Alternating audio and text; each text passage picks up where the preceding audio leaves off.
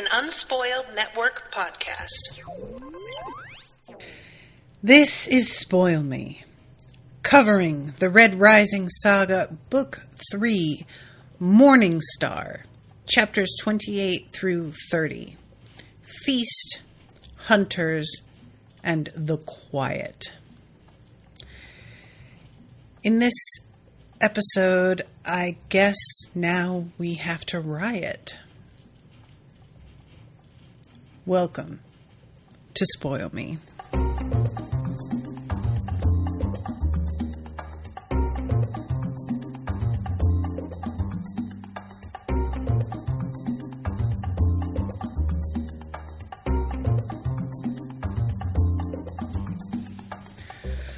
Welcome to the show, everyone. I am Natasha. Thank you, I guess, to Ashley for commissioning this episode. I'm so devastated, you guys. Truly I am. You know that it crossed my mind briefly. What if you didn't have Ragnar last episode? That would make things real hard. And I have to keep in mind that this author always does hard mode. Like, if he can, he'll be like, what's the one thing that is an advantage here? Okay, yeah, let's take that out.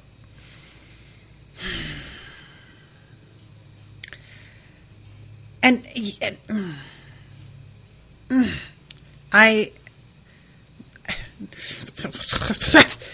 there's so much to say. I have so many feelings. And also,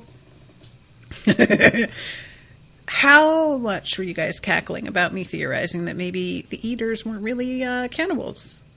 Maybe they weren't eaters. Maybe it wasn't like that. Or, what if it's exactly like that, Natasha? What if that's just exactly correct? What if they know exactly what they're talking about? And they're not only like cannibals, but they don't need their people to be dead when they eat them either. Like, that's optional. Oh, my God. This is so gross and horrible. Okay, all right. Chapter 28. Titled, Feast.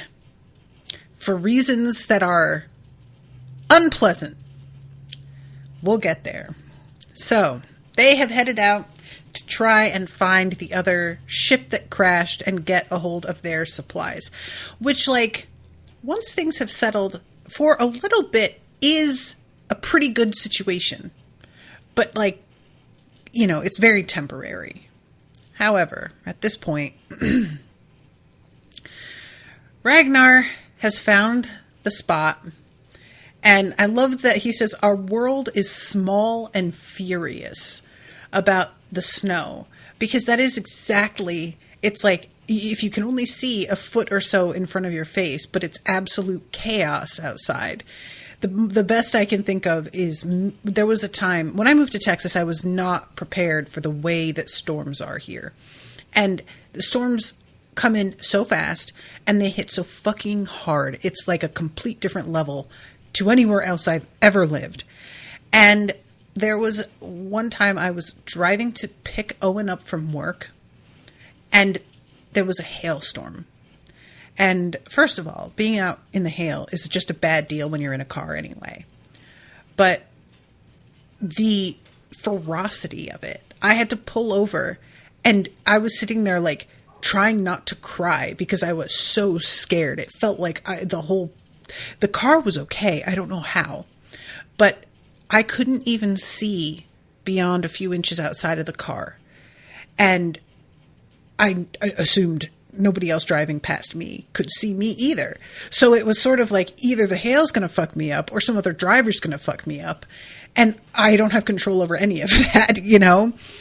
So anyway, this just reminded me of that feeling, sort of like penned in sort of feeling. The exertion keeps us alive. Neither Holiday nor Mustang slow, and after more than an hour of dreadful travel, Ragnar guides us into a mountain pass and the storm breathes. Beneath us, impaled upon a ridgeline, is the ship that shot us from the sky. So, they're looking at it, and everything about it is just weird. And Mustang is like, I don't know about this. But they have to go forward. And it turns out something is weird about this. So they slink over the rocks. And finally, Mustang is like, oh God. And she looks at this Gray who is down. She's looking at his clothing. And there is a tattoo on his neck. Legion 8, so it's Cassius's escort. There's no sign of life as we move forward, let alone Cassius. Seats and belt buckles hanging down like intestines. The ship convulses back to life, illuminating a sea of broken data pads and dishes and gum packages underfoot. Sewage leaks from a crack in the metal wall. The ship dies again. And I just really love the way that this is described. It really makes it feel like it's a living thing that's sort of like gasping out its last, you know? So they push forward and it says, we feel the dread of the scene before we enter the forward passenger cabin. The Institute taught us the sound of teeth on raw meat. Oh. But still, this is a horrifying sight, even for me. Golds hang upside down from the ceiling, imprisoned in their crash webbing, legs pinned by bent paneling. Beneath them hunch 5 nightmares. Their fur is grim and matted, once white but now clumped with dried blood and filth. They gnaw on the bodies of the dead. Their heads are those of massive bears, but the eyes that peer through the eye sockets of those heads are black and cold with intelligence. Standing not on 4 legs, but 2, the largest of the pack turns toward us. The ship lights throb back on. Pale, muscled arms, slick with seal grease to ward off the cold, dark with blood from skinning the dead golds, move from under the bear pelts. Oh my God. I was just not prepared. I'm not thinking that these are people who, like, are cannibals in the, like, animal way that they are here. I am thinking they do what they need to survive. But this is a full-on culture. This is how they operate. And we find out later in their sort of mythology. I'm not even sure if I want to call it that, but eating golds is like a guarantee to having this elevated afterlife. And that is just a real bummer for golds. I mean, it sucks that you make yourself gods and then people are like, well, that means you're worth more if we eat you. Life comes at you fast. Oh, man. So they managed to take these guys out, but it's a fight unlike the fights they've had before because of the fact that these people are absolutely willing to bite and eat them.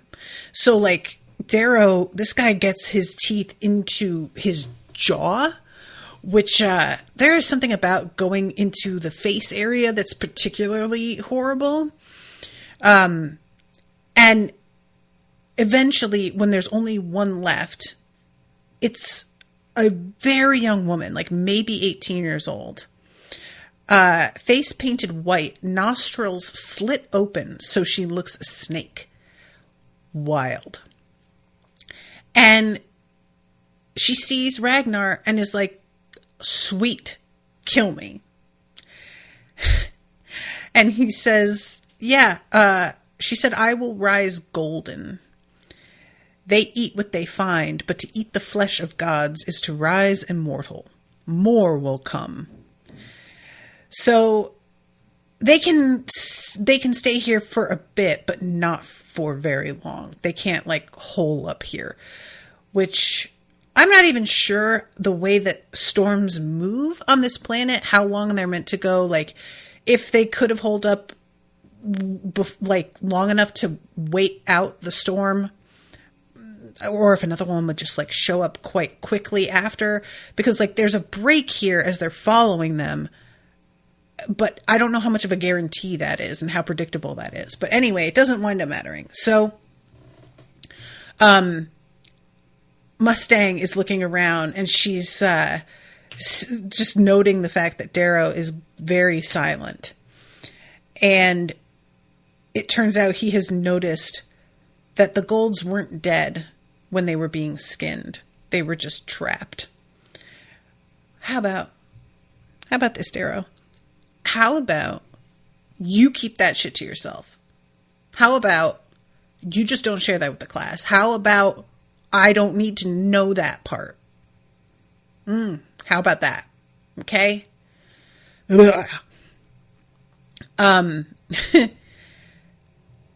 She can tell that Cassius was here.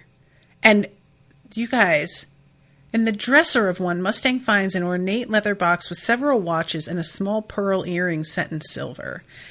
And she says that it's her earring, which I am assuming means that he held on to it because he still kind of like has feelings for her, which it didn't occur to me that he really cared about her. And I may be off on this, but if he did, that makes everything just so much more tragic and awful that happens.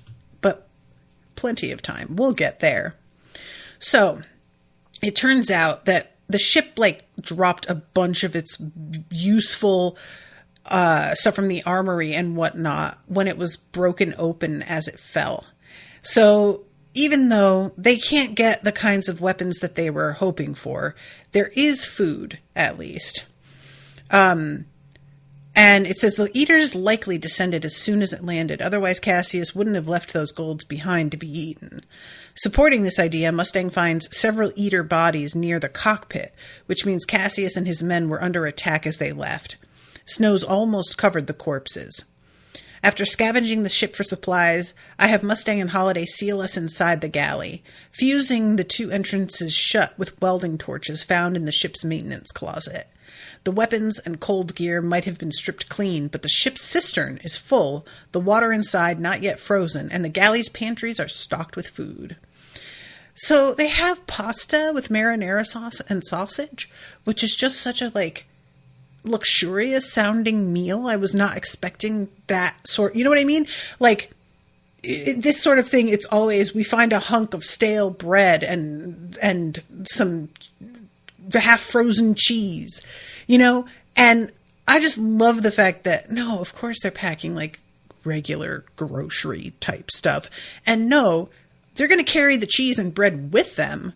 It's the stuff that needs cooking that they would leave behind. That makes sense. But I was not thinking clearly. And so I was like, word?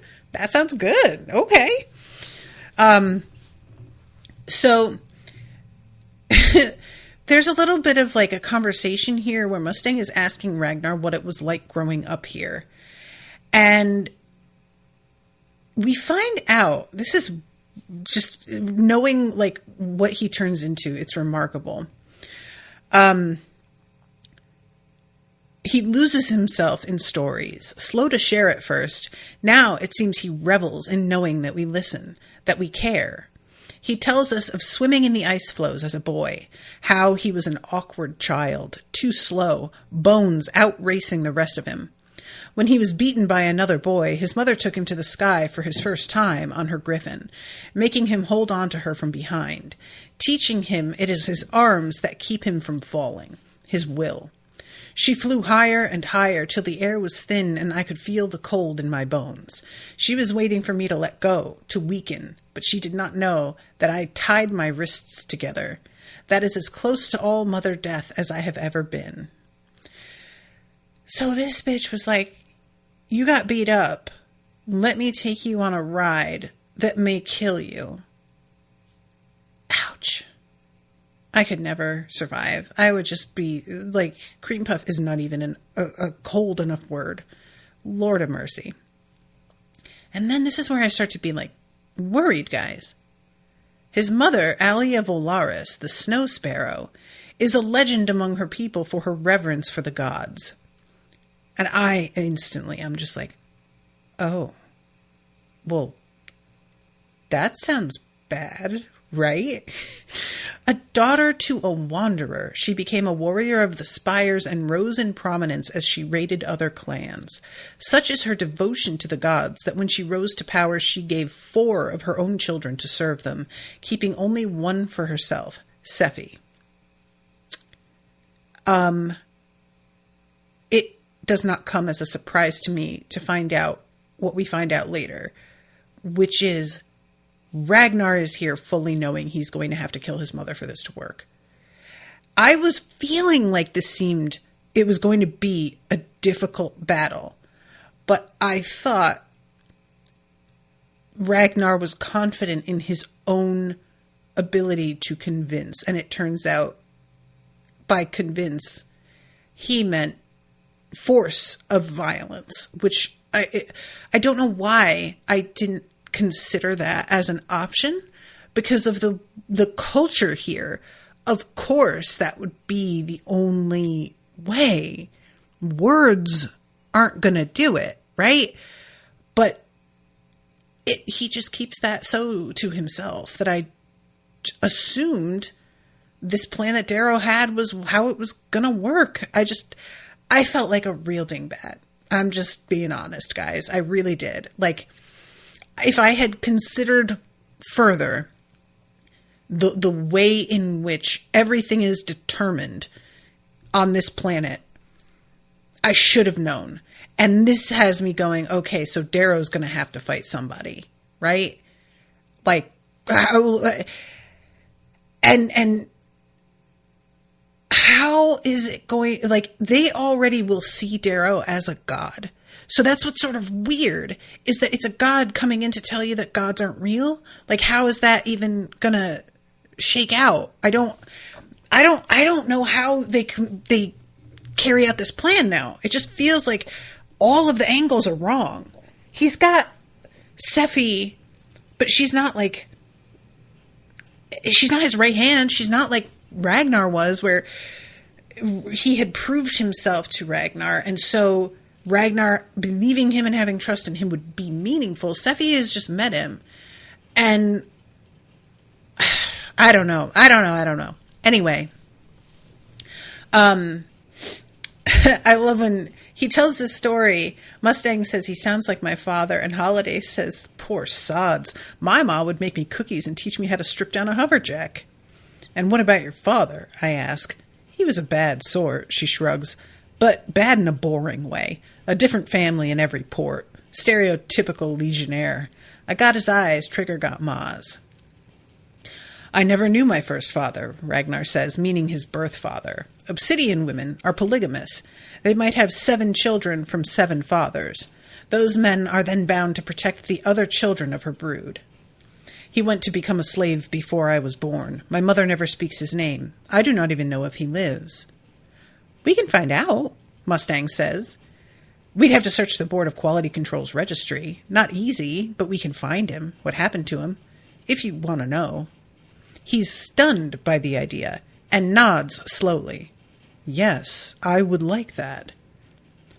Holiday watches Mustang in a very different way than she did just hours before when we were leaving Phobos, and I'm struck by how natural this feels, our 4 worlds colliding together.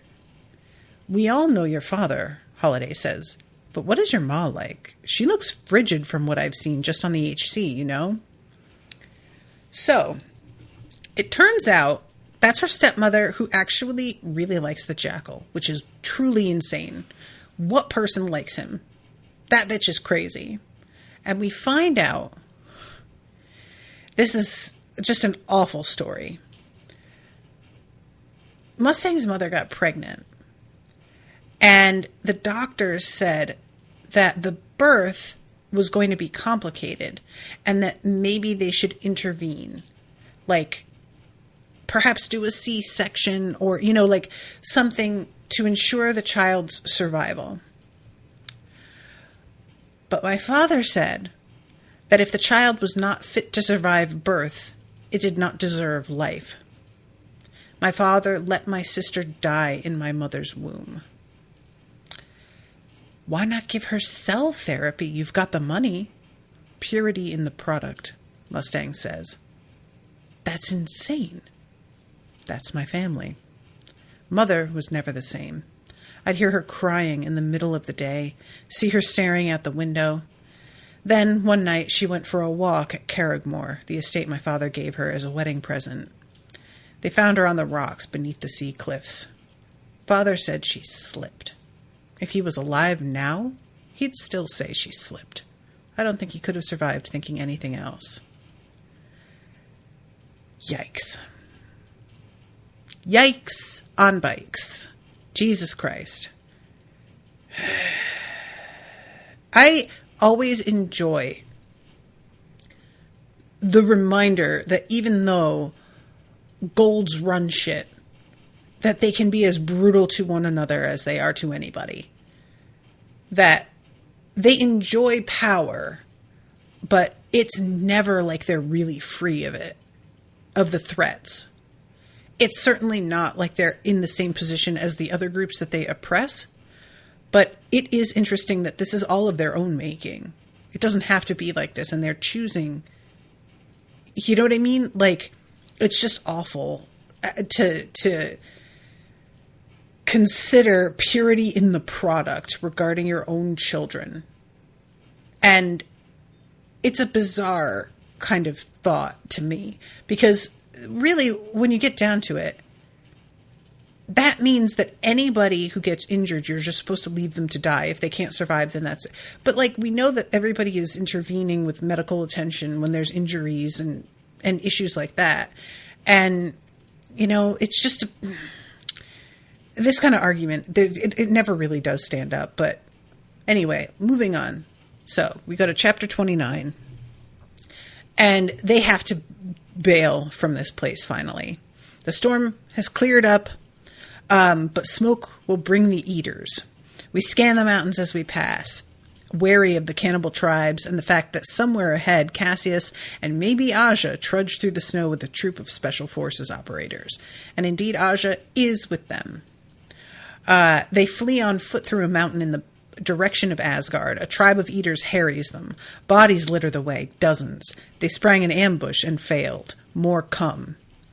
How much gear do they have? No grav boots, scarab skin only. But they have packs. They left the pulse armor behind just 2 kilometers north, out of energy. They carry many supplies, water, food, injured men now too. Yes, we can overtake them. So at this point, they have to consider, because Mustang is like, the point of coming here was not Aja and Cassius. I get that we want to go after them, but the two of them aren't our mission.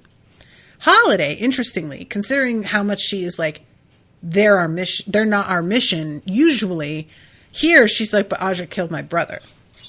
And I was genuinely not expecting her to deviate from the mission. I thought she would be somebody who would be insistent that they not pursue this. And the fact that, like, but she killed my brother, I'm going to admit, for me, it doesn't quite ring true.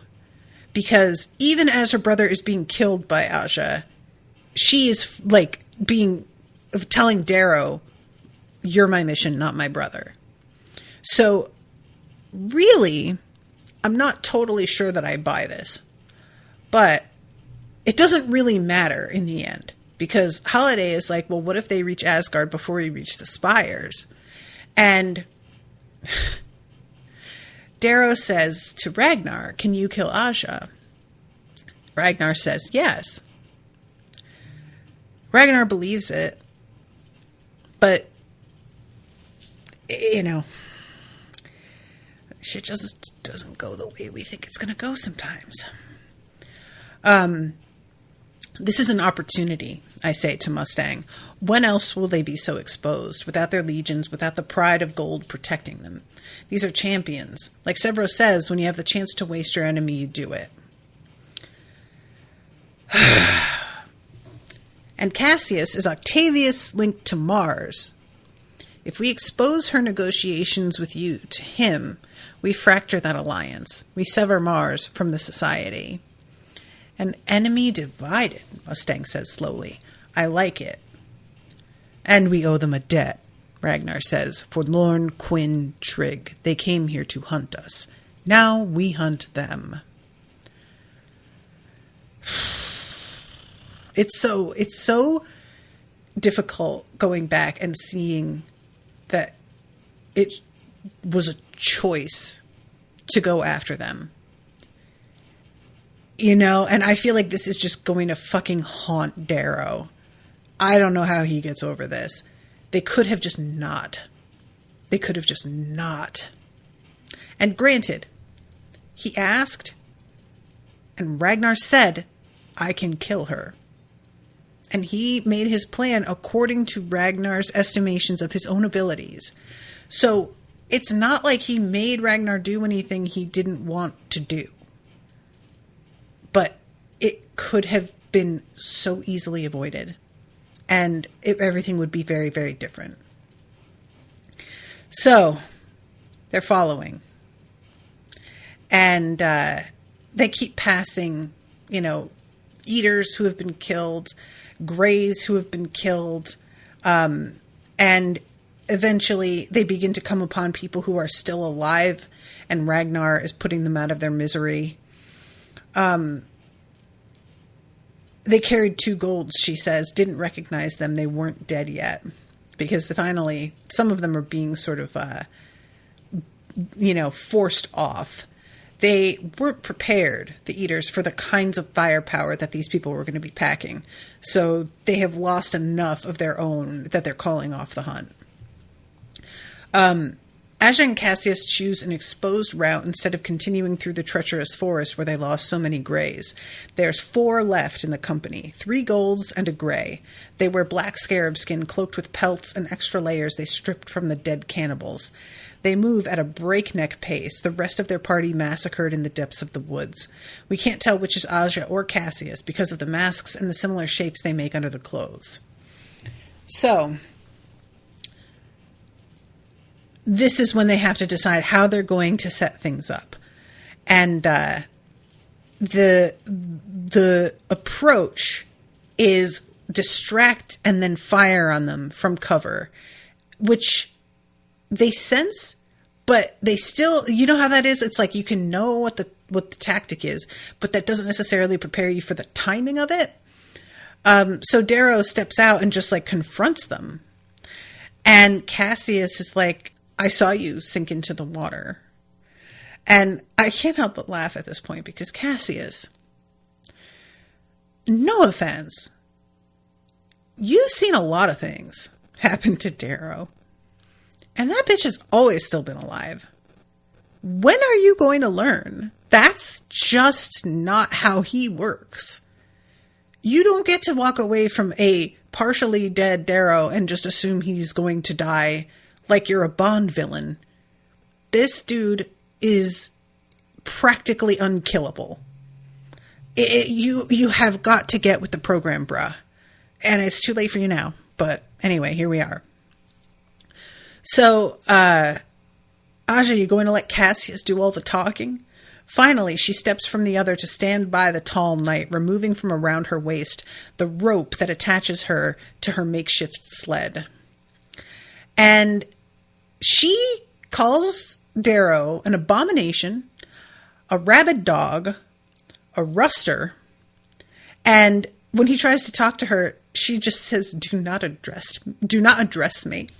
You were born to serve, not speak. My God. So this is when Ragnar comes forward and says, "I have long awaited this moment." Ragnar, bruh. I hate this for him. I really hate this for him so much. Ragnar decides she's going to tell about how I was just like, Ragnar used to fuck all these pinks after he would fight in the Circada. That was the reward. Did he tell you about how like frightened they were of him and how greedy he was with them?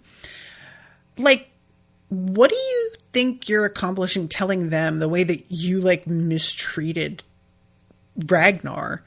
Do you think that's going to like, that does not change the way I see Ragnar almost at all. there's like a little bit of like, oh, word? And immediately I move on. She really seems to think she's making an impression here with this like little story she's telling.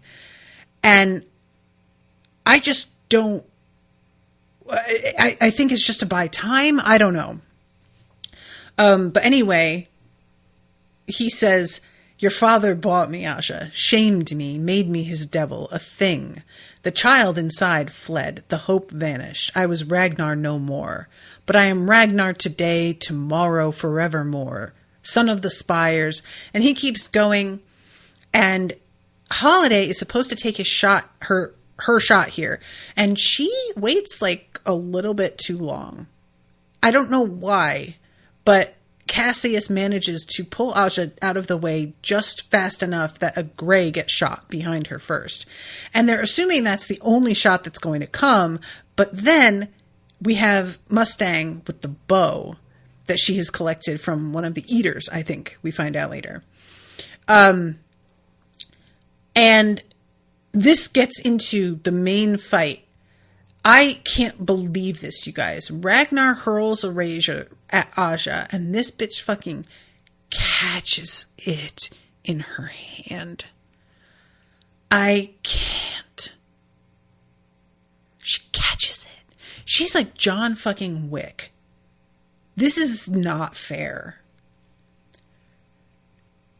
When she catches it, that's the moment that I really was sort of like, oh God, I don't think this is going to go the way I hope it's going to go. And indeed, as soon as it says she caught it, Darrow, a dark fear sweeps through me as all of Lorne's warnings about Aja come rushing back. Never fight a river and never fight Aja. And I was just like, oh, shit. But I was hoping it would just be a grievous injury. I was hoping it wouldn't be, dead. It would just be mostly dead. So, fight. All four of them pulling a lot of the same moves on each other, almost killing one another. We separate, stumbling backward, humorless smiles on our faces, a bizarre kinship, as we remember we all speak the same martial language. All that hateful breed of human Dancer told me about before I was carved, the ones Lorne lived among and despised all the while.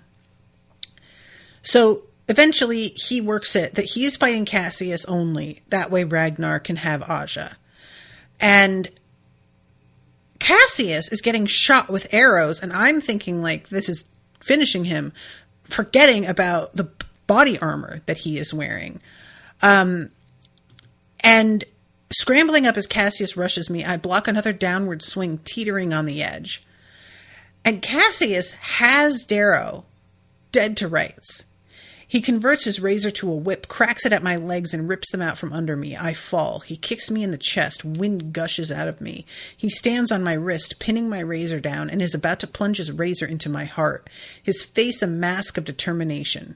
Stop, Mustang shouts. She's 20 meters away, aiming her bow at Cassius, hand quivering from the strain of the taut string. I will put you down. No, he says, you would... The bowstring snaps.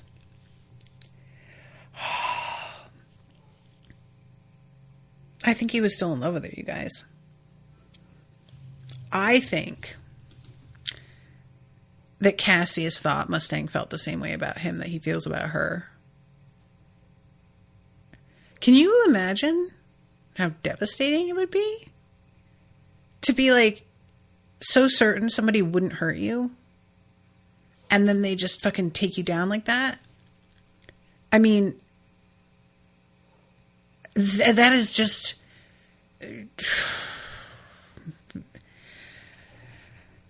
The serrated iron tip punches through the front of his throat and out the back of his neck.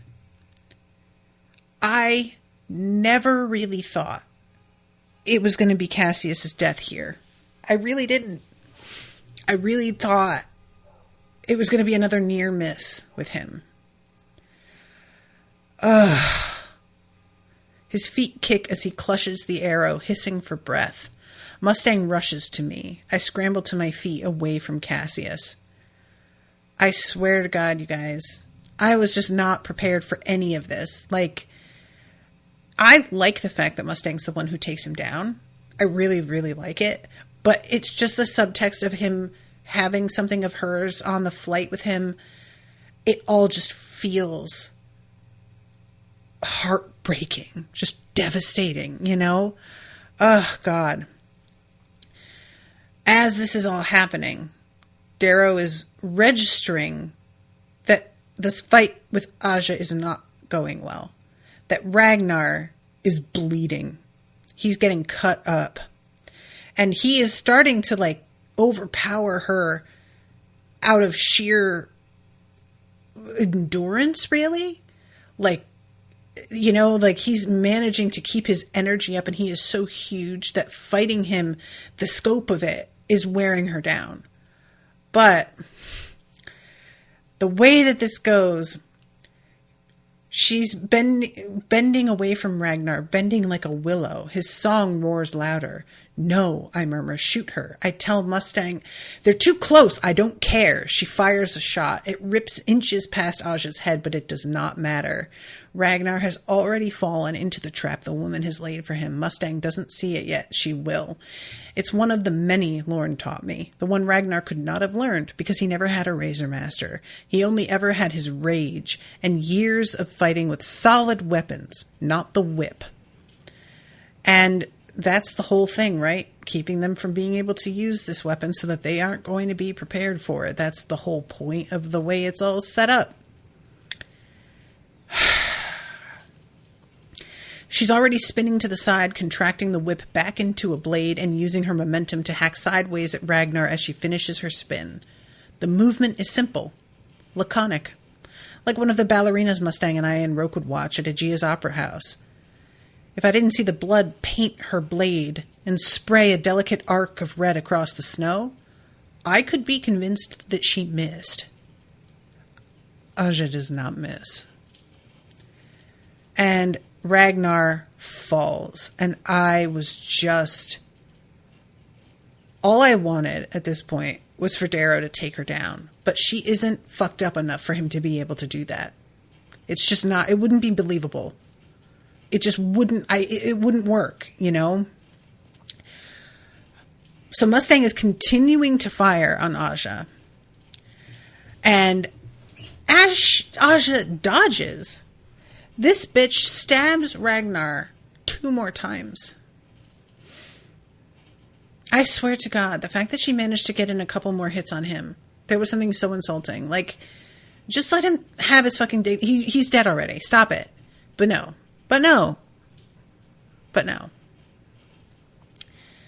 And then Aja sets her feet now, preparing for me, when her eyes go wide. She steps back, marveling at something in the sky above my head. Mustang fires twice in quick succession. Aja's head jerks. She twists away from us, spinning backward to the edge of the crevasse. Ice caves beneath her foot, crumbling off into the crevasse. Her arms windmill, but she can't regain her balance as her eyes meet mine, and she pitches with the ice head first into the darkness. Now, I was very relieved when later on it's mentioned that some folks have gone down into that crevasse to look for her, because I'm just like, there's no way she's dead. I wish, I would love it, but there's just no way. However, I don't think it's mentioned that they find her, so God only knows where the fuck she is at this point. Oh, God. So now we have to deal with Ragnar's death scene. I don't like this at all. I don't want to do this. Aja could have finished him quickly with the 2 thrusts when he was on the ground.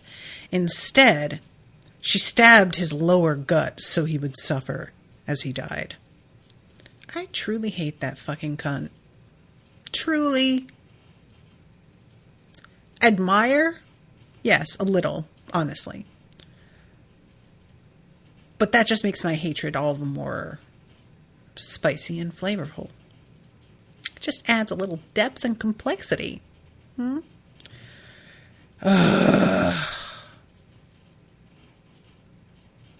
I just don't want to talk about this part. And I have to give the audiobook narrator props for the emotion that he puts into Darrow's lines in this, because it's got to be Darrow on the verge of tears, barely holding it together, and he really manages to get that across. Ragnar's trying to talk, and Darrow is trying to tell him, save your strength, we've got to get you out of here. He's still holding on to, we'll fix you, we'll get you to the spires, we'll call in an evac. And this is when Ragnar says, Seffi, and Darrow's like, no, it's me. And finally, when Mustang calls his name again, he looks up and he sees that there are griffins landing and that there are women here. He's so focused and he does not want a moment of distraction from what's happening here, understandably. So he's like very cranky at this moment when she's trying to get his attention. But this is he knows his sister immediately, and it's feeling like his sister doesn't recognize him, that he has to sort of convince her, even though she doesn't speak. But you guys, this moment is so... Do you know me? Ragnar rasps. You must. I know you. I would know you if the world were dark and we were withered and old. If the ice was melted and the wind quiet. I taught you the 49 names of the ice, the 34 breaths of the wind, though you could only ever remember 32. I carried you on my shoulders to watch 5 breakings, and let you braid my hair with your ribbons, and played with the dolls you made from seal leather, and threw balls of ice at old Proudfoot. I am your brother, and when the men of the Weeping Sun took me, and a harvest of our kin to the Chained Lands, do you remember what I told you?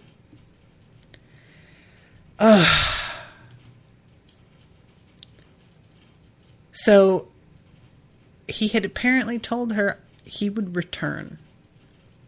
And he did. But it's too late. No, I mumble. We can save you. The world feels very distant and unimportant. His blood continues to leave him. But there is no more sadness in my friend. Seffi has chased it away.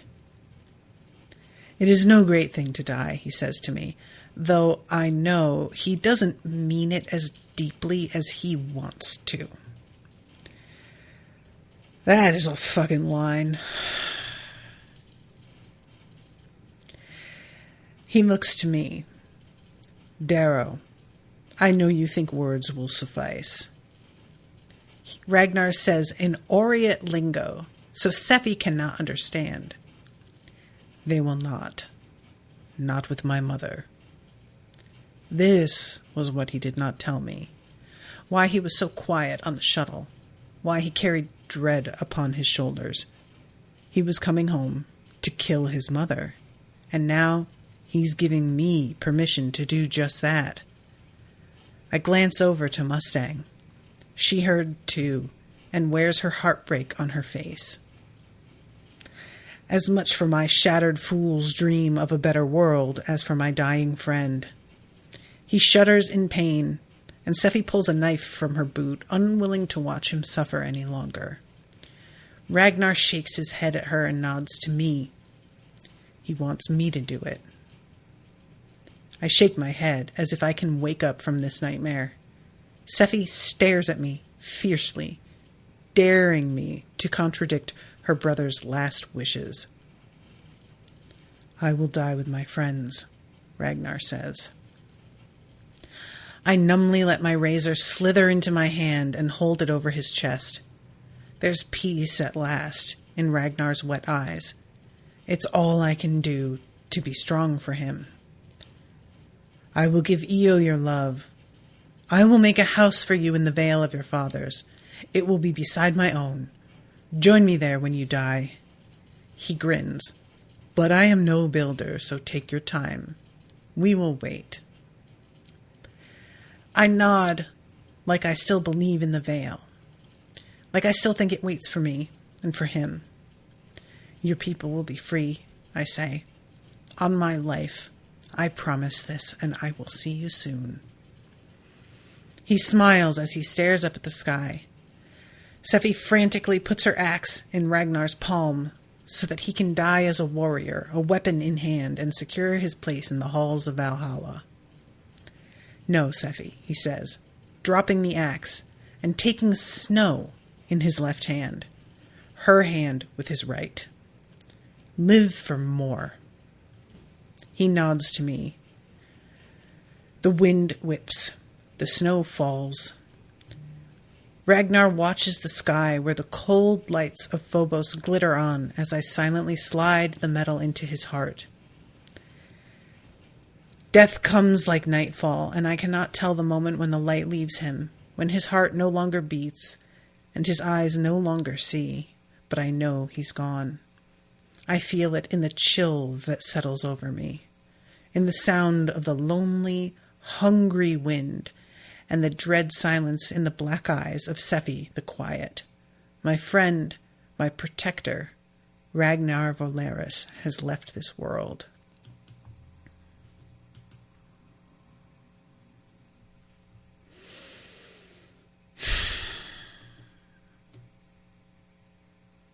I'm so depressed. I don't want to read anymore. What do we do now? Sephi doesn't even talk.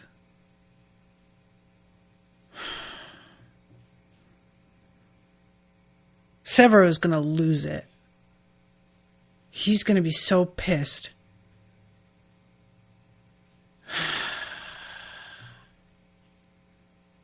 I don't know what, like, you guys, I'm like over 10 minutes short of my time. I don't have anything more to say. I don't think this has ever happened. And I don't blame whoever like broke up the chapters. Like, this was the right place to stop. How am I going to read another chapter after this and talk about that? Like, no, absolutely not. But also, y'all don't even know too. I was listening to this at like 11:30.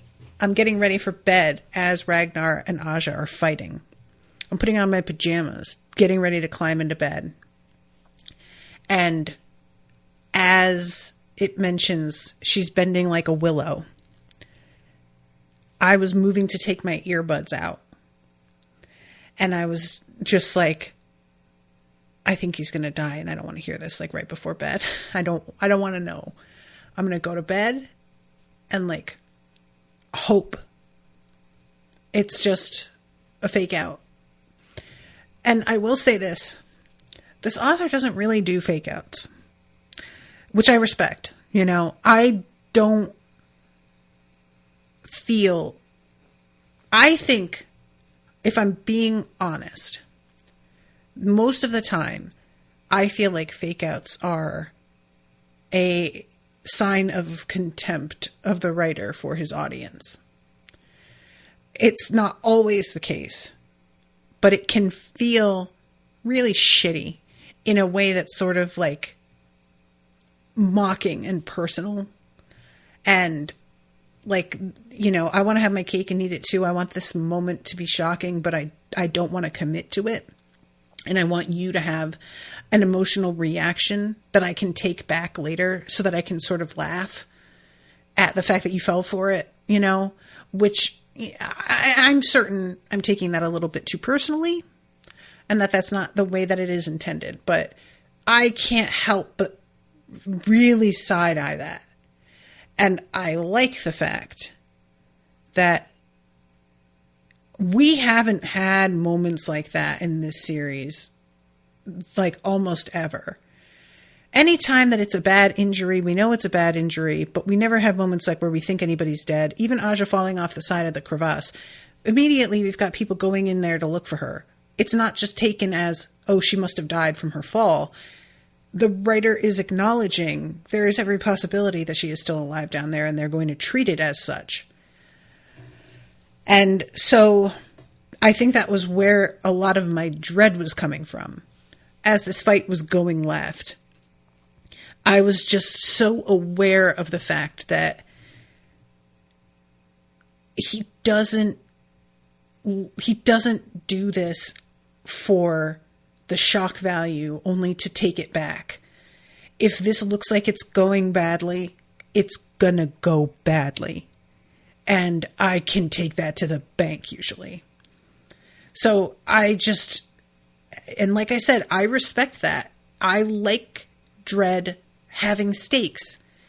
I don't want to feel like I'm keeping myself from experiencing an emotion because I don't believe what I'm reading. And so I'm in restraint with the way that I'm approaching the material. Do you get what I'm saying? Because that's not allowing yourself to be swept up. And I want to be able to trust the author and let myself get swept up. I want to be able to believe in what I'm reading and not feel like I'm going to get played at any second, you know? And if I have learned anything about this series at this point, it is that I can let myself get swept up. I mean, I don't think I have come across this kind of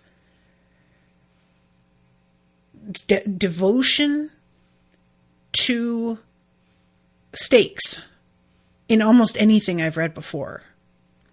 And I'm going to include Song of Ice and Fire in that because my man just coasted on the fact that he killed Ned Stark for so long.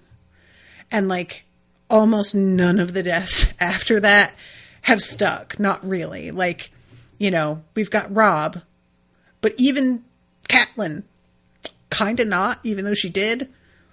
Like, there was a lot of take-backsies with George R.R. Martin, even though he gets this reputation as being an absolutely cold-blooded, brutal author. And I know that Ned Stark, because he was sort of played as what you expect to be the main character protagonist, that feels so monumental that it gets a lot of attention. It would be like this series if we killed Darrow at the end of the book, you know? So I'm not saying that doesn't deserve note and respect, but I feel like that established a reputation for him that he has not earned after. And the Red Wedding, I won't get into all of that. That's a whole other conversation. But I am worried about everybody at all times in this series in a way that I don't usually feel. Even Darrow, I can know that Darrow's going to survive. I can feel confident I will find him alive in the next chapter. But he has been put through so much that even if he's alive, there are times where I'm like, maybe it would be better if he wasn't.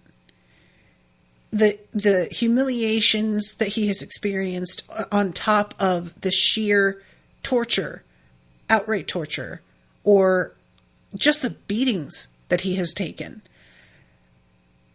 This dude doesn't get off easily just because he's the main character. And a moment like this is like just such a great example because Darrow isn't injured here. But I don't know how he comes back from losing Ragnar the way that he does. This is going to haunt him. I mean, you guys saw the way that I reacted reading their decision to go after Aja and Cassius. We could have just not done this. And his determination that this is an opportunity to take these guys down. Darrow really didn't consider the possibility that Ragnar could be bested. He really didn't believe it was possible. He heard Ragnar say, yes, I can take Aja, and just took it at face value. And it concerns me at this point because Severo has kind of like, and obviously Severo was in a particular headspace when he said this, but he has sort of mocked that Darrow is more cautious now after everything that has gone wrong. And he has said that it's Darrow's fault certain people are dead in a way that I don't fully agree with. I think this death is more Darrow's fault than the others. This one feels so unnecessary. That's the part that is agonizing to me, is that other people who died, we were in situations we didn't choose, that we were thrust into because other people had plans that we didn't know about. And we were simply victims of circumstance, turning up in the midst of this thing that had been organized around us and orchestrated without our knowledge. But this, you could have just like let them go. You could even have tried to shoot Aja without even coming out for a fight. Like, you know, without doing the distraction thing where Darrow steps forward. And I think the reasoning behind it is because they're moving at such a pace. It would have been really hard to set up and shoot without giving away the fact that they were, you know what I mean? And it would be unlikely that they could hit. But all I can think is just, or you could have just not pursued them at all. And like there was the concern about what if they reach Asgard before we get to the Spire, and like that would be a problem. I'm not trying to pretend that that's like nothing, but I didn't really believe that was a genuine concern so much as a rationalization for why Holiday wanted to pursue Cassius and Aja, despite knowing it wasn't really their mission. She was trying to make it like it was part of their mission, just because she wanted what she wanted. And I feel like the conclusion that Darrow eventually comes to about this being an opportunity, he's not wrong. And they do manage to take Cassius out, which I'm still startled by the fact that Cassius is dead. I don't think there's any question. That motherfucker was dead. And maybe I'm wrong. Maybe all of the things I'm saying here about how he doesn't do take-backsies, we're going to find out Cassius is still alive next chapter, and I'm just going to be like, are you serious? But it really did seem like Cassius was fucking dead. Aja, even if she isn't dead, because Cassius is, there's a feeling of her having been removed from the board in a way that she could still be a threat, but the fact that she doesn't have this person that she's serving changes it up a little bit. Is it worth it, Darrow? Like, that's really what it comes down to ultimately. You maybe took down Aja, definitely took down Cassius, and it cost you Ragnar. Do you think that was a trade that you would have been willing to make if you knew? I do not believe so. I don't think so. I hope not. I wouldn't. And I think I would judge you if I knew you were willing to make that trade. But it never really felt like he believed that Ragnar would be at risk. He saw Ragnar as like Superman. You know? Understandably. Ragnar shot down a ship while hurtling from the sky. I mean, the man is essentially a superhero. So like, I'm not trying to pretend Darrow's assumption that Ragnar would be fine was unfair. You heard me at the end of the last episode. I basically felt as if Ragnar had to be handicapped so that he couldn't just trash Aja. I felt that there was no way, if they're both at full power, that he doesn't win. So I definitely took that for granted as well. But I'm not in charge. Darrow.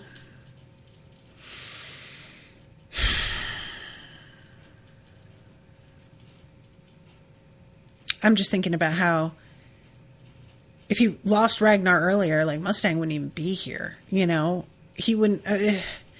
He just owes Ragnar a lot, and I don't know how any of the plan that apparently Ragnar had secretly established for himself to kill his own mother.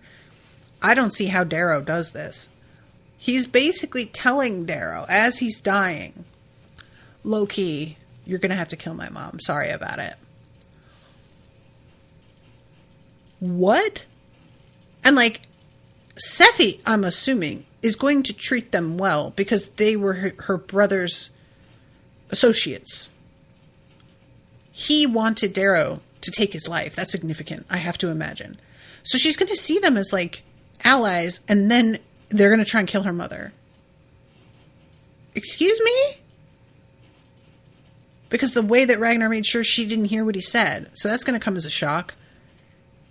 I hate this. I hate all of this.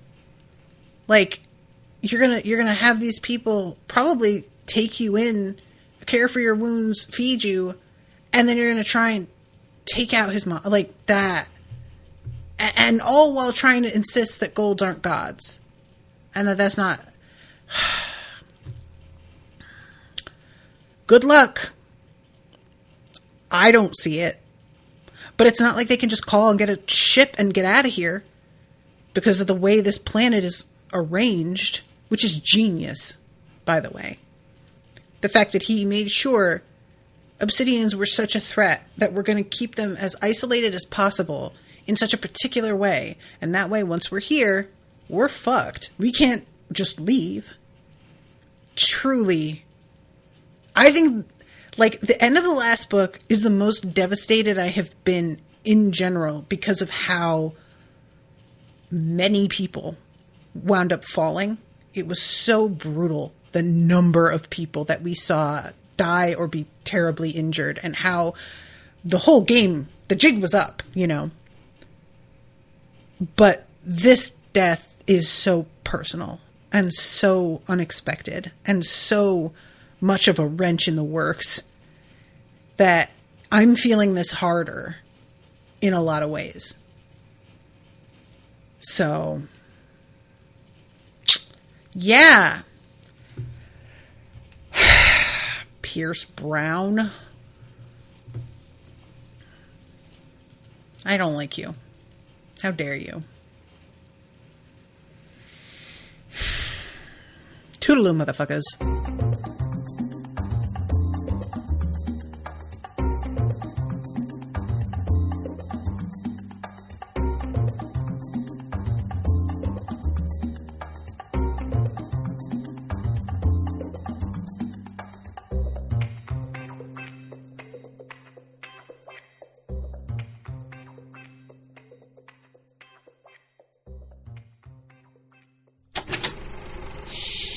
That was an Unspoiled Network podcast.